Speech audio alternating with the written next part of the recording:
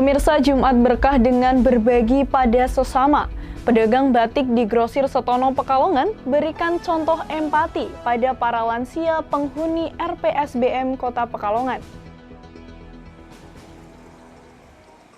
Mengisi Jumat berkah dengan berbagi kepada sesama sangat memberikan manfaat dan juga rasa bahagia. Seperti yang dilakukan Jayanti, pedagang batik di Grosir Setono yang berempati kepada para lansia penghuni RPSBM Kota Pekalongan.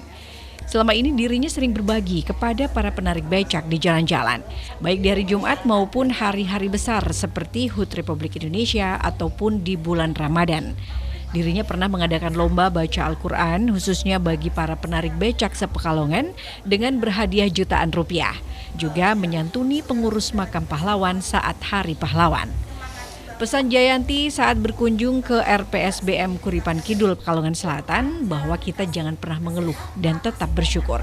Dalam usia lansia, namun kita harus terus semangat untuk tetap menjalin kebersamaan. Pesan ini disampaikan kepada para lansia penghuni RPSBM Kota Pekalongan saat melakukan kunjungan berbagi kasih. Meskipun hanya sekedar makanan dan minuman, namun kehadirannya ke panti tersebut dapat menjadikan hiburan dan kasih sayang kepada mereka para lansia. Terima kasih, alhamdulillah hari ini kita bisa sampai di tempat yang menurut saya istimewa karena ini saudara-saudara kita juga, ada yang orang-orang jompo terlantar, ada yang ODGJ, dan saya berharap apa yang saya dan teman-teman kita bersama lakukan adalah bisa memotivasi teman-teman yang mungkin padahal ini di tempat tidak jauh dari kita gitu, tapi banyak juga yang belum tahu ternyata di Pekalongan ada orang-orang terlantar gitu. Nah, dari tidak harus kita berrombong-rombongan gitu dengan mengajak teman yang terdekat, akhirnya nanti bisa lebih banyak itu jauh lebih, ya kepedulian kita jauh lebih akan bermanfaat bagi mereka. Bulan yang lalu kami keliling dari jalan ke jalan memberi sedekah untuk orang maaf ODGJ orang gila, dan bagi mereka yang ODGJ itu tidak butuh uang.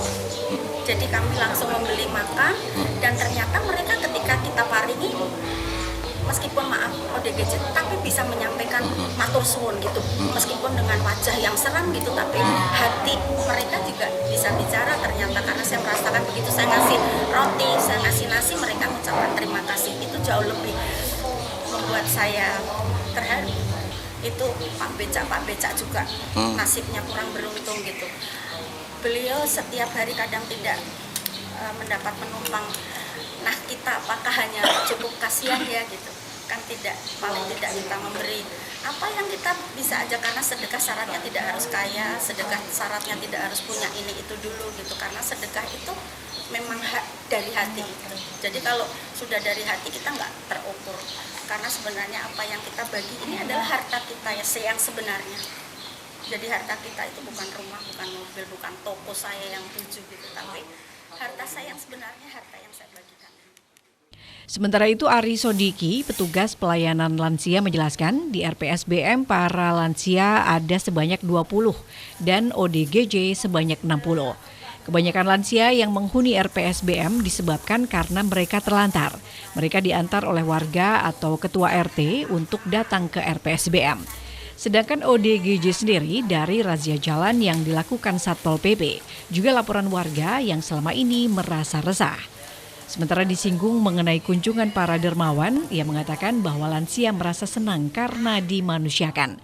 Oke Mas, untuk ini sebagai jatah untuk per orang di bagian makanan, ya, minuman jompo untuk. Kalau di sini itu ya dibilang sangat kurang lah sebenarnya. Kalau jatah nasi itu per hari itu per orang itu 4 on.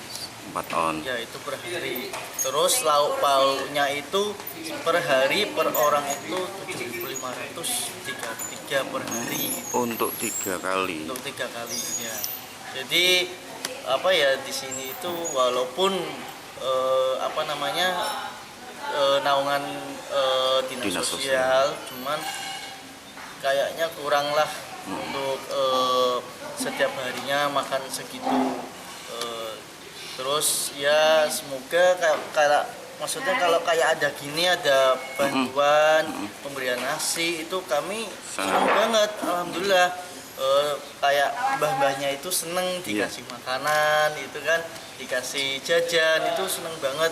Juga didatangi seneng ya. Ya itu udah kayak apa ya namanya, kayak mereka Ditengok. itu seneng kayak memanusiakan, di apa namanya, kayak udah dianggap keluarga sendiri, ditengokin ke sini kayak gitu. Harapannya semoga di sini tuh ada peningkatan lagi terus apa ya namanya, kalau jatah makanan bisa ditambah lagi seperti apa ya, normalnya orang kayak kita makan lah. Kayak gitu kan, nasi nggak secuil kayak gitu kan. Kalau 4 on dibagi 3 kali itu, bayangkan aja berapa itu Pak, 3 kali, terus lauknya 7.500 itu ya sebenarnya kurang, tapi kita ya udah segitu adanya, gimana lagi.